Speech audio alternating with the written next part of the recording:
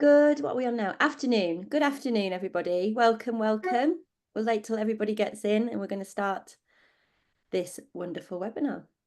Hope you're well. I'd love to hear where you are in the country, if that's okay, and let me know what the weather's like. I'm always quite intrigued if it's the same because London's a bit grey and autumnal. So let me know where you are. Pop it in the chat. Say hi. Be lovely to hear from you.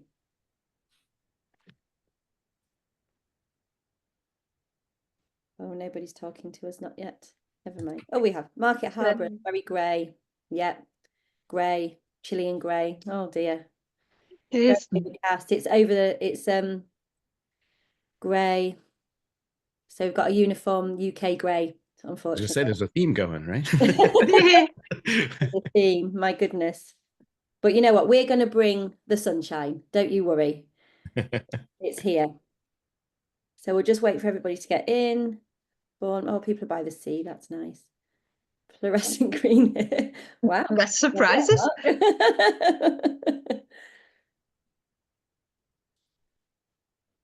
Okay, right then. As people get in, hello, welcome. Welcome. So, hello, I'm Karen from Small Business Britain. It's lovely to have you with us this afternoon. We are going to be talking all about how to convert online traffic into sales, because that's why we're all here, right, in business, to make sales, to get those people over the line and to get that brand engagement just that next step further. And we're here with lovely Dave from Constant Contact and Silvia, who's going to be doing the presentation for you. And we have loads of webinars coming up with Constant Contact. We're really excited. Just dates for your diary while I've got you. The next one is the 12th of November, and we're going to be doing all about why AI is your sales and marketing ally. And then the next one is on the 19th, and we're going to do about why your digital story matters. So do keep an eye out. Do follow Small Business Britain social, sign up for the newsletters, and you'll be the first to know to hear all about them. So we are going to kick off. And if you've got any questions, any comments, if you could pop your questions in the Q&A box, we'll get to them at the end. If you've got any comments, let me know. So I'm now going to hand over to Dave to just say a quick hi. Thanks, Karen. All right, let me share my screen here. Boom, there we go. Excellent. So thank you so much. Thank you so much for being here. As mentioned, my name is Dave Charest, and I'm the Director of Small Business Success at Constant Contact. I'm also the host of the Be a Marketer podcast at Constant Contact as well.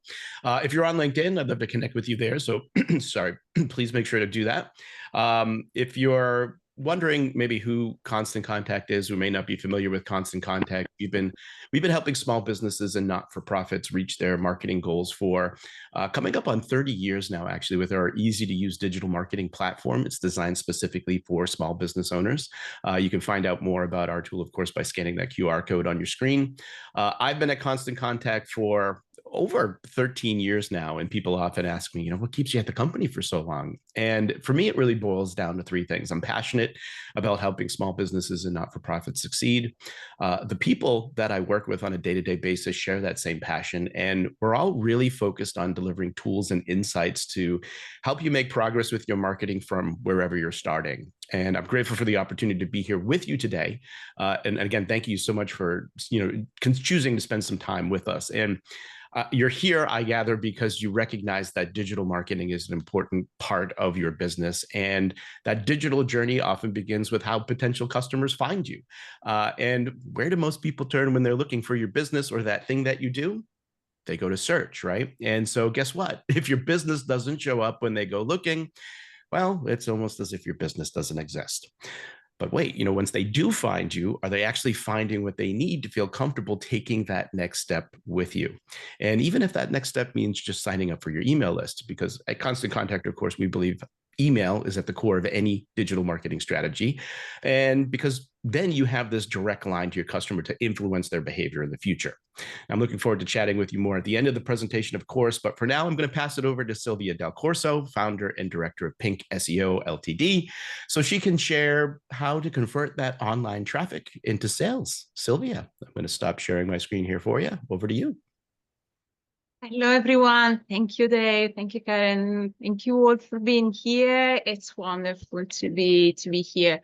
Let me start sharing my screen. All right. Now, the session today is all about how to transform the traffic that your site is generating into conversions, so into what actually matters for you.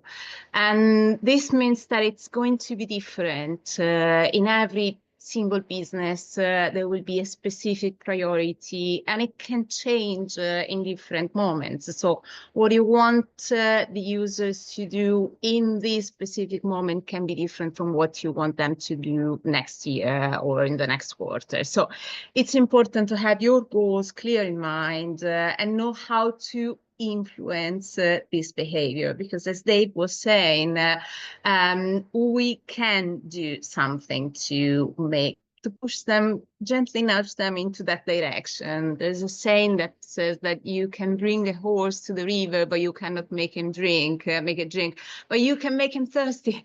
So there are ways that we can try and gently move down the funnel into what we actually want to achieve. Now, this is me. As you can clearly tell from the accent, I wasn't originally born here. I'm from Italy, and I've got here an SEO agency, pure play agency dedicated to optimizing websites. It's called Pink SEO, and we're based here in West London. And we have been seeing lots of businesses, small businesses, over the years that we have been operating here and previously when I first started in Italy, able to generate traffic on their websites. But in the end, what matters to you as an entrepreneur is not the traffic, because the traffic doesn't pay anything. What you need is actually to have them growing your revenue. So transforming into leads, into sales, into whatever you have in mind to convert that traffic into. And as we do, I wanted to have in this presentation today a little bit of storytelling, because we relate and remember things better if it's a story. We are just naturally wired like that. So let's imagine we are talking about, it's all of a fictional sort of situation. We're talking about an entrepreneur like you, and there will be something for each of us to take as a personal takeaway. Imagine it as a free buffet, regardless of whatever your business is about. So this is a specific type of business, more related to the healthcare and medical industry, but whatever the business and the website is about, it doesn't really change much the way we behave and users behave with websites and how we can influence it and gently nudge it. So for the sake of this example and this story, our entrepreneurs got a clinic, so a local business. And again, you can think of any kind of local business. But she also has got something to sell online on the website. So there's these double sort of option. The site has been created for the sake of giving a wonderful visibility to the business, but at the same time, the goal is converting. And she's got this site. It has been running for a while. She's been tracking things and seeing that there is traffic, there are activities going on, but what she is not actually yet seen on the website is the return in terms of leads. And in particular, what she wants at this stage, in this phase, in this moment in time, is that sort of high-end treatments being booked through the website. I mean, if we manage to get some more sales for the products as well, it doesn't really hurt because it's passive revenue. But in particular, what we want to move the needle into is having these sort of interaction on the website. It's not happening. We're trying to understand why.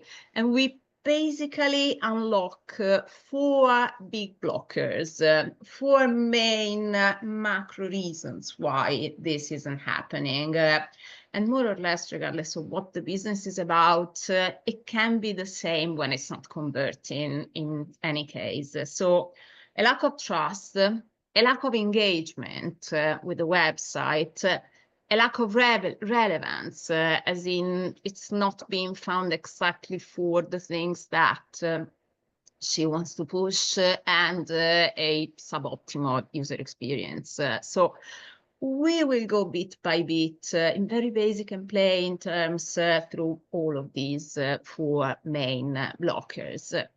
Let's start with the easiest, as if it's easy, but it is the most important for sure. Building trust in the medical field, but in any kind of field, you need to be able to rely on somebody that you know, who's got a reputation, and particularly among so many competitors, if you're choosing someone, there needs to be a reason why.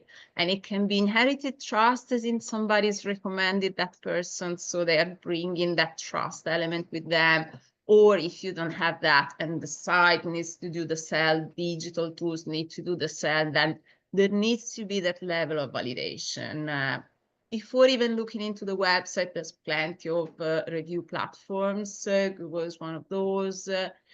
Plenty of ways that you can intentionally influence these behavior, requesting and generating these peer validation on the website that builds always one step forward going on the website as well. Now, consider this is not a website. For the sake of the presentation, this is all fictional elements. You will see a lot of placeholder. It's not real people, it's not real words. It's just to give you an idea. Because if I'm saying reviews on a website, you can imagine what I'm saying, what I'm talking about. Like, you can see it better if it's kind of displayed like that. So having testimonials on the website, reviews is a fundamental stepping point.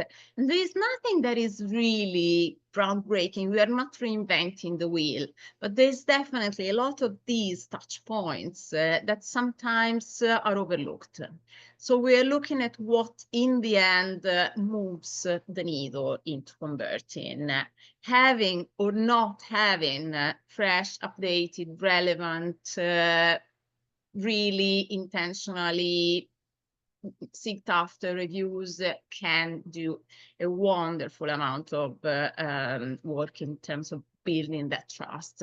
And then once you have them, it's up to you how to use them, because you can repurpose them in so many ways. They don't have to stay on the website. They don't have to stay on Google business profile only. You can reshare them on your social media. You can let anyone know how your business is reputable and recommended.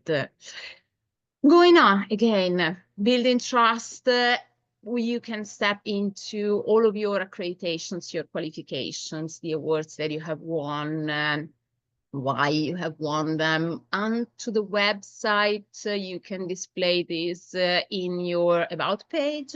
Specific elements, again, this is all fake. This is all for the sake of giving you an idea. So you have your elements, and this very strange sort of acronym here, EEAT, is one thing that is actually within the Google algorithm. It stands for expertise, experience, authority, and trust. And it's one thing that the AI content generators don't really match, because it's something that only falls within the experience, the personal knowledge, the personal experience of the business owner, of the practice owner. Because for how many years you have been running your business, you have developed this level of knowledge, and your patients have got lots of stories that you can replicate. So when there is something that is artificial intelligence, machine generated, it's usually just repurposing something that is online, that is out there, and is recreating it. What Google tends to give a preference is something that stands out, and it's within your personal knowledge. So it's a matter of taking it out of your brain, out of your story, and putting it out there for the users to use and for the search engines to find. So making sure that you're listing on the website all of the things that you know, all of the pieces of experience, all of the qualifications and levels of expertise that you have been developing over the time. Helps rank, helps build trust at the same time. Another thing, again, that only happens with your personal experience is how you have been building your case studies. Your case studies, your portfolio, that is something that you build over the time. Plenty of ways that you can anonymize and ask for permissions and ways to use that sort of knowledge. But explaining the before and after, it's storytelling. It's what we're basically doing now. And that's in the human nature. If I'm seeing this hero journey into where you were before and how you end up after, because of the support, this definitely builds trust, helps relate, because we all go through similar things and we say, yes, there is something that happened to me. Here's how you help them fix. This is what I actually need to see replicated in my life. So every business has got different ways, but case studies, again, are something that can rank really well and helps see you in action. So it's not just theory. This is how you actually do it. This is how you did it. Some real applications builds a lot of trust and steps forward. After looking at trust, we can think about how they engage with a website. And engagement is something that you might have seen as a change if you're used to check on your website, Google Analytics.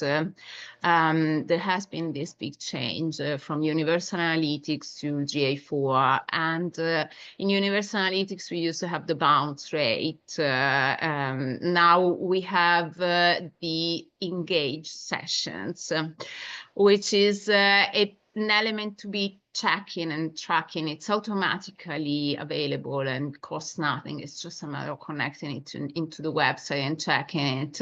And it will tell you how many of your sessions actually, in how many of your sections users went on to do something.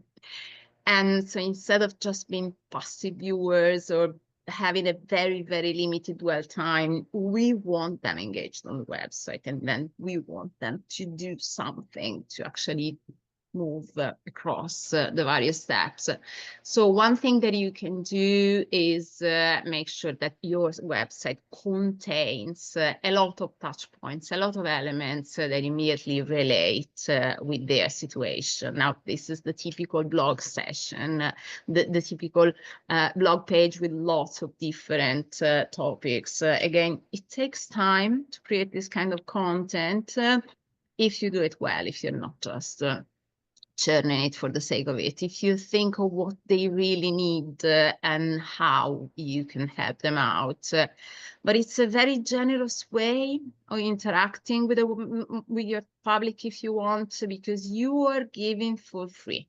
You're giving your knowledge, you're giving your expertise, you're giving them advice. And there is usually a sense of gratitude when you're finding an article that is helping you out and somebody's put it out there for free for you to use. Again, it builds trust, as in they know their stuff because they're giving me good advice. And it reinforces the level of, I can actually rely on this person to help me out in this situation. And if I have to choose, I would rather go with somebody who I already have some sort of affinity with. So it's a position in which you start offering first, giving first. And there is this sense of, you've given me time, you've given me your knowledge, you've shared with me something. I feel that I want to keep connecting with you because you're transferring your way of interpreting things, your specific approach, particularly if the content is made by you. You're actually explaining how you tackle certain situations. What's your angle in that? What's your position? What's your thought leadership? But again, all content isn't equal and it doesn't appear or even perform the same way on a website. We are all used to interacting with content on smaller and smaller and smaller devices. So now we're looking at content sometimes when you're on public transport on a tiny screen and all crowded. And if the content that I'm reading is a wall of words, I can't engage with that because it's out of my mind space. So there is research actually that proves in terms of user experience that we don't ever read websites properly. We scan them vertically, and heat maps can prove that our eyes will be stopping at images, subheadings, bullet points. So if there is something that captures my interest and it's actually what I was looking for, then I will stop and read the finer print. But you need to motivate me to do that. So the layout of a page, of a post, the graphic design matters a lot. So you do need to have the content, but you also need to have the wrapper, and it needs to be nicely wrapped. It needs to be presented in a way that makes me want to engage with that. And you need to call them to action. This CTA is something that we must not forget, because we have been generous, we have been kind, we have dedicated time writing content that contains our expertise, our best knowledge. But we need to ask for something back, because we've been very generous. But now it's time for me to say, cool, you read up to here, you found it useful. Now, can you please do one thing? Still, you need to ask for one thing, because if you ask for a million of things, follow me here, subscribe, share, and click this button, there is a lot of contradictory messages. So choose your call to action, change it from time to time, make it very current, very up to date. What is the one thing that you want them to do now? If you've got a guide, how to camping in horrible weather, then here's the link to buy on my e-commerce, the camping equipment to save me in horrible weather. So you've gone out giving them advice. In the end, this is what you want them to do. Book your session, download your white paper, buy this product, follow these process through the stepping stones. And at the beginning, we can't ask for usually we shouldn't ask for very, very big engagement pieces, because we are warming up the lead. So the first piece of engagement that we want can be something that is relatively low effort. So do this thing, and it's one step further, and then the sense of trust and engagement is stronger. So now you can do this thing, and you can do this thing, and then they're really smitten and they want to stay with you forever. It's a sort of progressive thing that goes on. Another piece of content that not only just engages well, but it ranks really well is frequently asked questions. And again, if you think from your experience, all the questions that they have been asking you, if you give yourself like a little piece of exercise, 30 minutes with a timer, and you start jotting them down, you will see that more or less people tend to ask the same thing, so over and over and over again. But you will end up having a long list, because even if you just started, if you think of the most common sort of questions, or if you have been operating for a while, you know what are the things that they always ask. So if you put those things on a website, lots of magical things will happen. First of all, you will save time the next time that they ask you the very same thing, because instead of re-explaining it, you can send them the link and say, see, it's here, it's all explained. I know you, I know my customers very well. I know that you ask these kind of questions. This is something that worries you. See how I empathize. You will find that information on my website together with other questions that you might have. So looks very professional, and it's on the site so it can rank. Because if it is a frequently asked question, then by nature, it can be a hot topic. So it can be something that many other people are wondering. So if it's on the website, chances are that Google can find it. And the next time that somebody is searching for that specific question, they might find the answer onto your website and discover you as new potential customers or prospects. All those web questions starting with the W, what, when, where, why, those are the ones that end up ranking a little bit better the informative sort of queries, people search for that, they might find the answer with you. Again, develop trust and so on. And if it's a really good topic, then in between these short snippet, snappy answer, you can have a read more, a button that leads them into a specific blog post that you have created to explain that thing more in detail. So the mini answer might suffice, or they might want to learn more. So again, it's another step into engage with you and see, yes, okay, that I see now how this operates, and you're actually guiding them by hand to do what you want. So make sure that you think, and this is a work in progress by nature, because the next time somebody's asking something else, okay, let me add it to the frequently asked questions because I see this also should be there. So the site in itself is a natural sort of thing that keeps growing with the business, and it keeps branching out and it keeps moving. Sometimes from a small thing it becomes a huge monster, but it's a matter of building up this sort of content based on your knowledge, based on what people ask, because making the users happy in the end is the best, the very best sort of strategy from all possible points of view. If they don't find the question, then you can engage and get them in touch with you. And again, that's a contact form. You are in touch with them directly. They are connecting with you straight away. Another thing that engages really, really well, and we know it, are videos, because particularly there's plenty of people who don't really like reading for many reasons.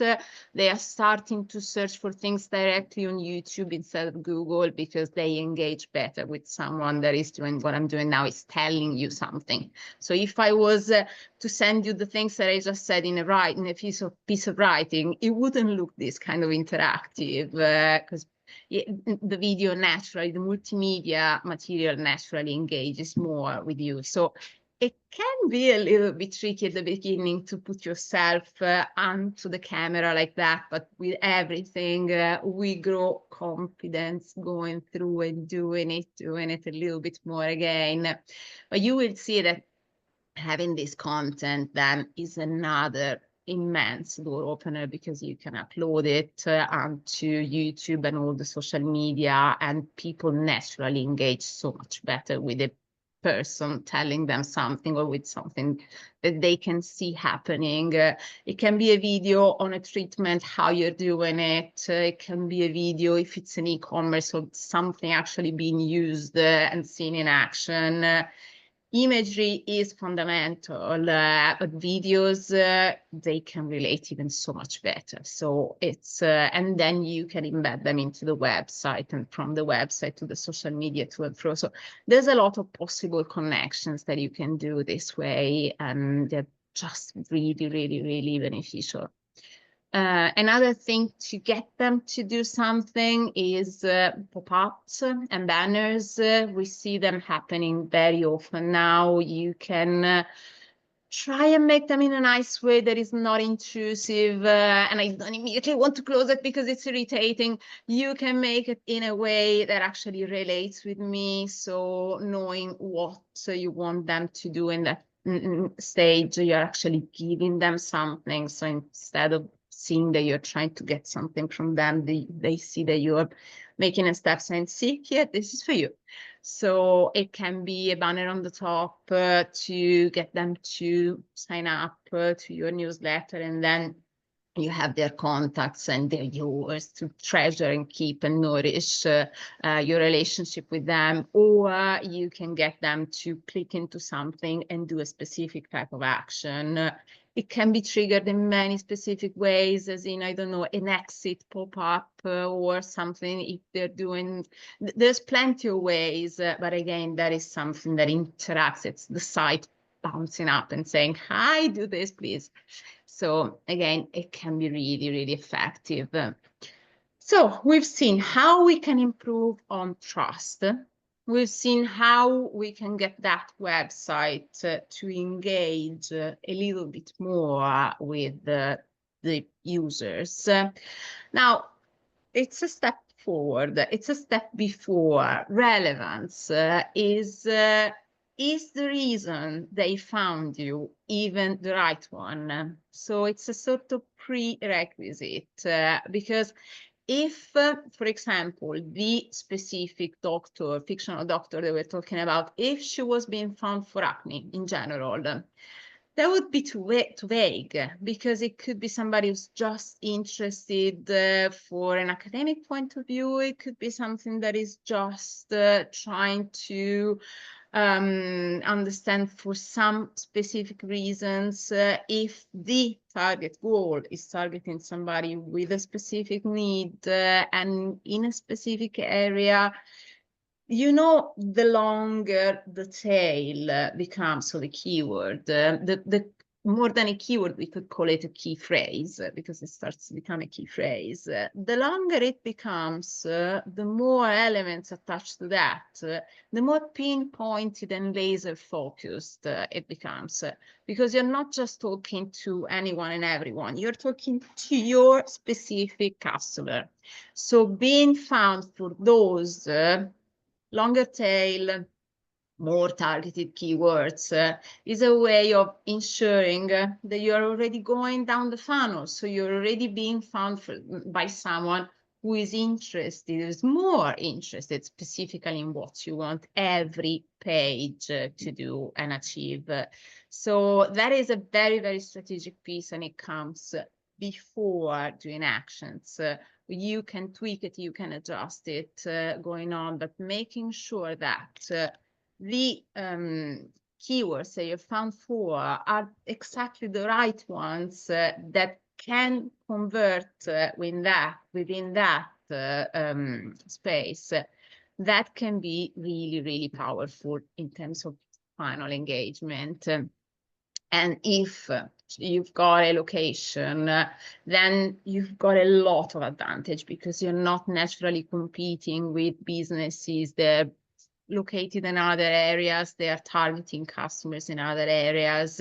You're narrowing your number of competitors a lot, so you're making your job easier, because it's always a very competitive game trying to rank for some keywords. So if you're ranking against everyone, it's super easy. If you're cutting your competitors list, it's easier to win. So if you have, your business has, or if you have for some specific things in particular, a localized geographic focus, highlighting, pointing into that is giving yourself a big favor and making sure you do rank for those localized keywords in the right places, maps and on Google, and making sure that the local SEO is your friend. So relevance will be maximized in that case. The last point that we can consider, and it's definitely not the least, because it influences behavior, it influences Google rankings, it influences basically everything we do, from when we open a cupboard, the way it opens to the way we interact with documents, is how something is designed to let us use it. So user experience has a lot of repercussions. We can start from thinking, for example, the experience that we want to have on a smaller device is very different from the one that we do when we're sitting on our desks. So the activity that a website needs to do when it's viewed on a smaller screen needs to be naturally facilitating that customer journey. So again, we are thinking about the customer journey first, and we are trying to see how easy it is, how we can facilitate the action in the final result in the least amount of actions possible. So don't make people think too much. Don't make people struggle at all. Because if I'm struggling, if a page is not loading fast enough, if I can't find something, Either I'm really, really committed and I really need to do something, so I will put an effort, but then I will be irritated, and there is this very negative first impression that you made me struggle to do this. I feel like I don't really like you very much because you made it difficult for me. So, but if I can choose somebody else, I will, because there are so many competitors that unless I'm really forced to use somebody, then I will try and find somebody that makes my life easier. So whatever they need to do, ideally 2-3 clicks, not more, it's there, it's easy, and it's done.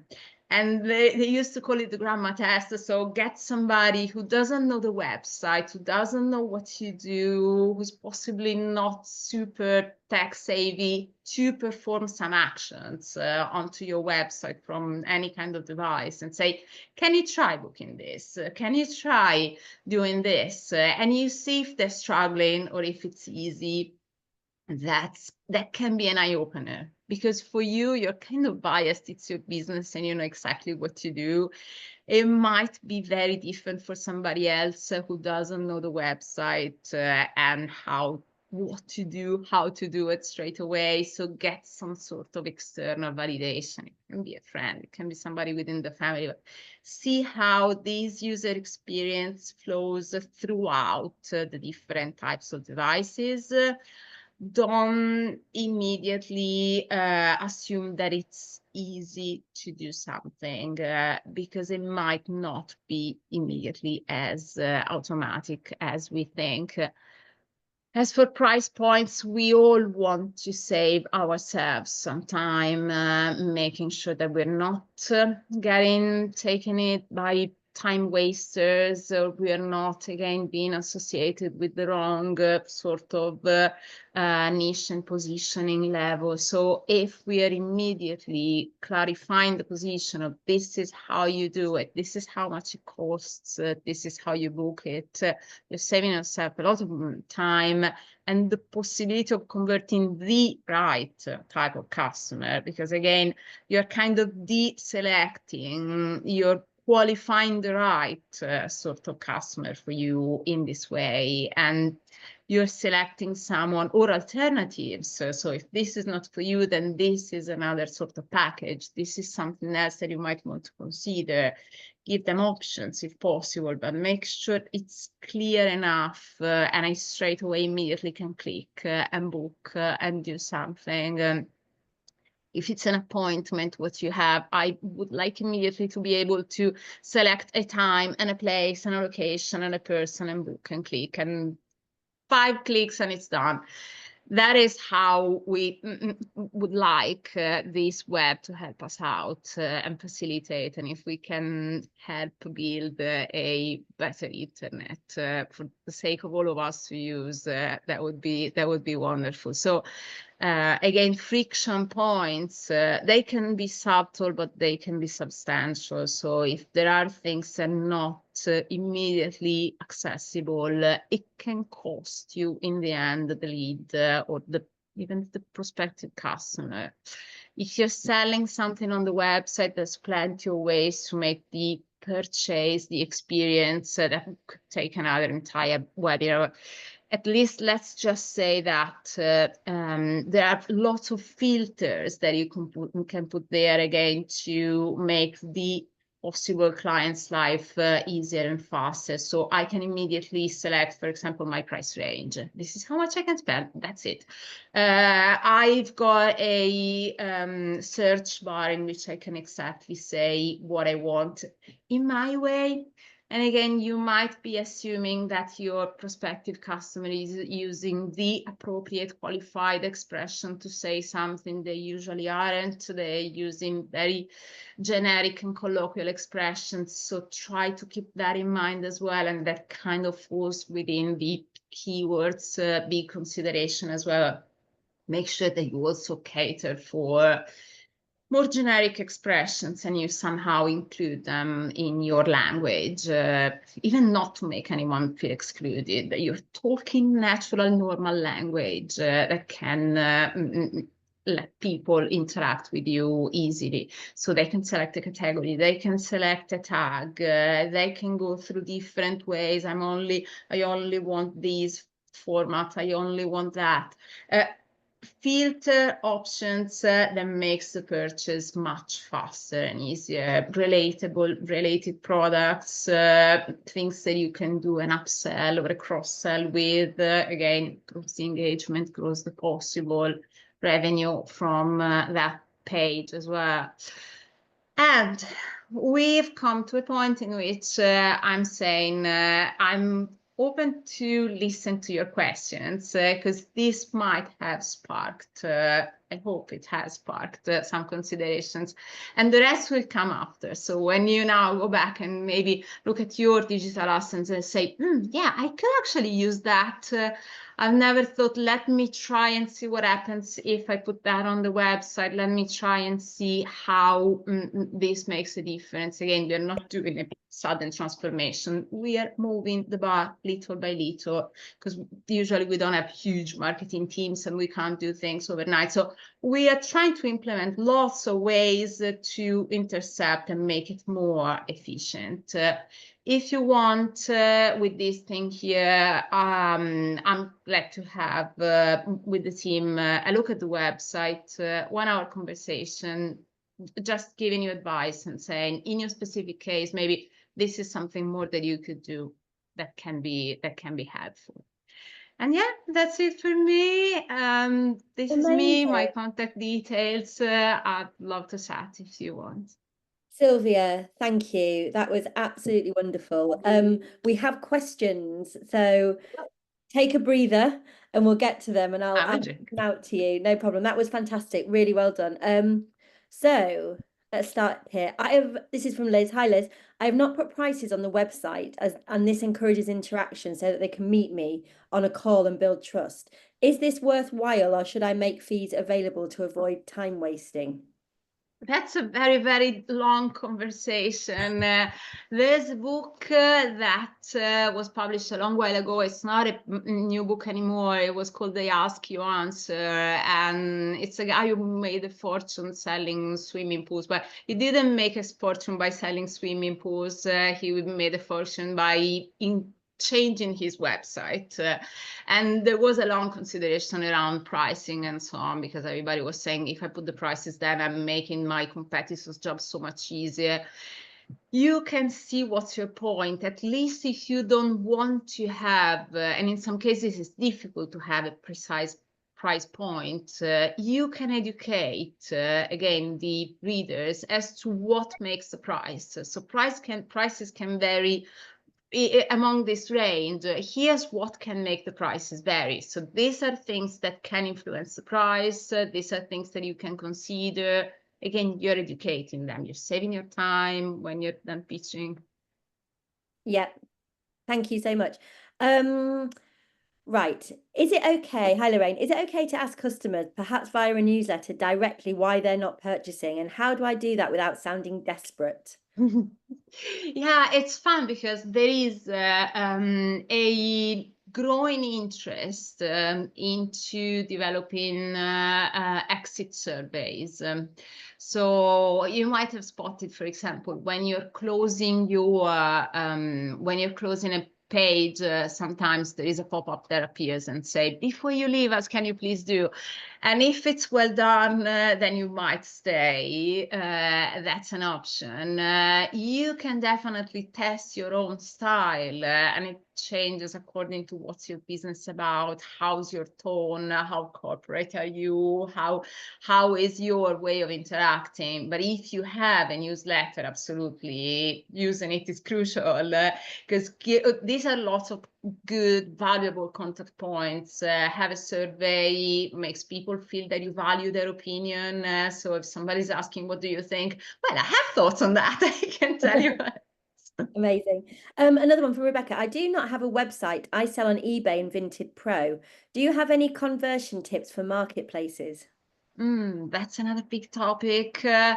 It's not specifically what I'm an expert on. Those are platforms in which you are being shown together with lots of other places. So your USP, your specific, unique reason that it can't just be the price. So there must be something to make them want you instead of somebody else. And the first place to find it out is in your head. Once it's clear, incredibly clear for you, then you need to make it appear on those places. So yes, it's a big window with lots of other realities shouting, but yours can say why you instead of somebody else. And it's a matter of language, messaging, images, and your brand in itself. Yeah, brilliant. Are videos best placed in the home about product pages? And is there an optimum length so that maybe it doesn't slow your website down? Cool, lots of good questions. How to make sure they don't slow a website down? There's plenty of technical things to consider. One thing that I would recommend as a basic is, if possible, embed the video. So you will have it hosted on something that can be YouTube, it can be Vimeo, or you choose. But it is literally the weight of the video is laying somewhere, and on the website there is this tiny window into you pick and you see it. And there are ways to make it more usable and taking less of your speed and weight. But at the same time, where to have it, I would say kind of everywhere, because every page has got a different way. So in the about, there is a specific type of video that you can have. In the product, there is definitely other types of videos. In the home, there can be something. Lengthwise, we are getting our attention span is becoming incredibly short, and not because I'm a mom of two teenagers, but I see that the attention span is getting shorter and shorter. But we see that we are interacting with content that is snackable. So if you have a very long thing, like for example, we did it this summer, we embarked into this long video project of redoing the frequently asked questions as videos. So everybody was saying something. We have collected them all in one big thing. Nobody's watched it. The tiny snackable bits, they are being watched. And from one to another, maybe you interlink them. Yeah, thanks, Silvia. Dave, I want to bring you in. Sure. So obviously Sylvia's talked a lot about the website, talked a lot about how you engage and how you tell your story. And obviously you're sending your newsletters out, you're sending your communications out with you guys with constant contact. How do you make sure there's consistency there? Well, it's a great question. I think it's really about making sure that you know who your product or service is for. I think one of the things when you come to a website, people are often trying to find confirmation. So if they're finding you through search, right, they want to see the thing that they search for when they land on the website, right? So you got to make sure that that matches. And then when they're signing up for your newsletter, you also want to continue that story. And there are, if you offer multiple services, for example, you can start thinking of ways that you segment your list based on where people signed up. So you could use different landing pages, for example, to collect that information, or different forms on your site. So you start building lists of people that have specific reasons why they were searching for your business or looking for you. I think the other thing too is really, as Silvia has mentioned this a lot, is really like, how are you different, right? How do you demonstrate your value in many ways? And I think when you come to a site too, if you're just thinking of the homepage, for example, it's really about answering some questions, right? Because again, people are trying to confirm. So it's like, what is it? Who is it for? So what, right? And what should they do next? And so if you think about that simplistically, right, you're trying to figure out, okay, is this the thing that I'm looking for? Is it for me, right, as the person looking for that thing? And then what's the thing that makes it special? What's the thing that answers that so what question? And then once I kind of get those, I can say like, okay, is it time for me to make a decision on doing the next thing? And it doesn't always have to be the sale to begin with. It could just be, hey, sign up. Yeah, Silvia mentioned pop-ups. And I think a great thing that you mentioned, Silvia, was this idea of really using it as additive to the experience, right? Often people say, well, I hate those things because they're interrupting you, right? Instead of being additive to the experience. I've used the example I'll give you. I've used one in the day where after someone has been on my site for like 2 minutes reading articles and using the information, I would have a pop-up that would came up that said like, congratulations, you won the 2-minute test, right? You stayed on the thing. So now it becomes like a fun little additive moment. If you really enjoyed this content, you'll love my newsletter, right? And so it's a way to use that as something that's not annoying, but additive to that experience. And so those are all ways you can really start to like think of that journey all the way through, so that you can build those relationships that if people aren't making a sale right away, you have a way in the future to influence them to do so. Definitely. Thank you so much, Dave. And just a quick one, we're going to wrap up soon, but it's about blogs. So we've had a comment on the chat. So Dave, you can maybe talk about this a bit as well. And people are saying that they're getting traffic. People are reading their blogs on their website. They're liking them. They're engaged, but they're just not going to purchase, or they're not getting to that next step. Is there anything from a content perspective that you could maybe implore or include in your blogs that could help? Yeah, I think there's, when you start to think of the different stages people are at, there's top of the funnel content, right? So those are your general questions about, maybe the field that you're in, like those things that they're interested in. Those are the things that don't typically convert. I think, and Silvia, I'd love your point of view on this too, but I think you actually have to start thinking about what are the questions that people have as they're getting ready to buy, right? Because if you start answering those questions, you're going to start to get more of those people that are actually not just kicking the tires or trying to learn about stuff, but actually looking to move down that path. And many times too, you have to think of like, what is that journey for the customer too? Because maybe you're moving people along, right? So you're getting them to understand why they have a problem that your product or service can help with. And then once they get that, you're moving them to the next stage where now you're starting to show them, here are the things that you need to consider when you're purchasing a product and those type of things. And so it's really thinking about the specific content that answers questions as you're moving people, right? Marketing wise, we call it the funnel, as you're moving people down that funnel to the point where they are considering purchasing what you offer. Those more kind of targeted things are the ones that now we are seeing on AI overview. They're being picked up very often and they're being displayed like that because they're really helpful. Yeah. And a quick one about reviews, because obviously for small businesses, reviews are everything, right? It's like that can be such a deal breaker. So have we got any suggestions on how to make people leave a review and make it more engaging, because people obviously say they will sometimes, don't they? Then don't. We've all done it, haven't we? Any ideas, Dave and Silvia, on that one? So the things that have worked for me, and I think this is how we view things a lot of times, is just you have to look at the ways that you can provide what we call a wow experience to people.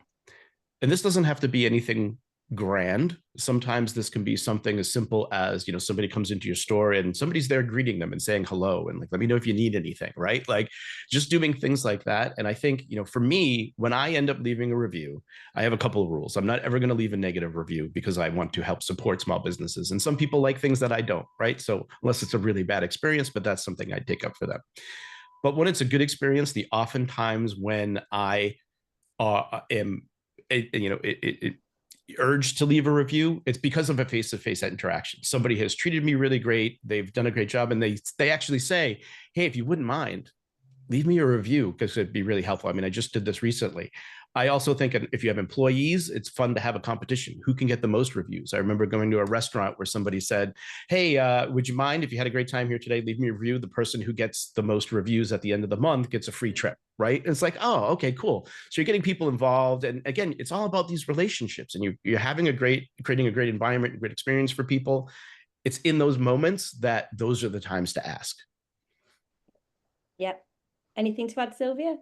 Well, I personally find there is something that is difficult to explain, but you find it personally as a sort of warm, fuzzy feeling. And it's that moment in which there is that height moment of satisfaction as somebody saying, gosh, I'm really glad that we did this thing together. Oh, yeah, by the way, now that we're here, do you mind if I ask you?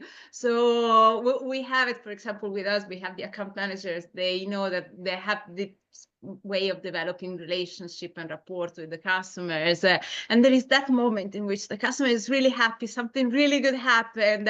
And it's that moment in which if you ask it and you get the right moment, you can make it. It's like that split second. And definitely, yes, giving a wonderful experience. Another book I was reading recently, the title is Unreasonable Hospitality. And it's all about how you can make the experience so much incredibly good. So yeah, that absolutely, as Dave said. Right, last question. Thank you, everybody, for your incredible questions. There's some corkers, there's some brilliant ones. So Beverly's just said, it's hard to have different calls to action on my site as it's an accommodation one. So while I have pages dedicated to what to see and do, accessibility, etc., the only call to action I can really have is check availability or book now. Any suggestions to liven this up a bit? One of the things I would say, I think we typically see calls to action work better when they are action driven and have like a benefit to them. So so like instead of like book now or something like that, like you're saying, like, you know, start your vacation, or right, like whatever it is that you're selling, right, you're putting people in a position where hitting that button feels like they're going to get something at the other side of it, right? And so if you can do that, it makes it a little bit more actionable and feels a little bit more fun, and then have some fun with it too. If the personality of your business allows you to kind of, you know, do things that are a little different, you know, make it clear what's going to happen when they click that button, but focus on the benefit they're going to receive from doing that. I think that's a good place to start, at least. Yeah, definitely. Fantastic. So it leaves me to thank you both. That was wonderful. Thank you, Dave from Constant Contact over in the US. And thank you, Silvia. That was so interesting. For those that want to see it again, there will be a recording sent out. And please do join us again on our next webinars. We're doing a series with Constant Contact. It's fantastic. The next one is on the 12th of November, and it's all about why AI is your sales and marketing ally. And then on the 19th, we're doing one all about why your digital story matters. So do check out Small Business Britain's Instagram, our newsletters, they'll all be shared there, and please do join us. And a huge thanks to Constant Contact. Do check them out. They're a fantastic provider doing loads of exciting things. So please do check them out. And thank you so much for joining us. We'll see you very soon. Thanks, everyone. Thanks, Silvia. Thank you.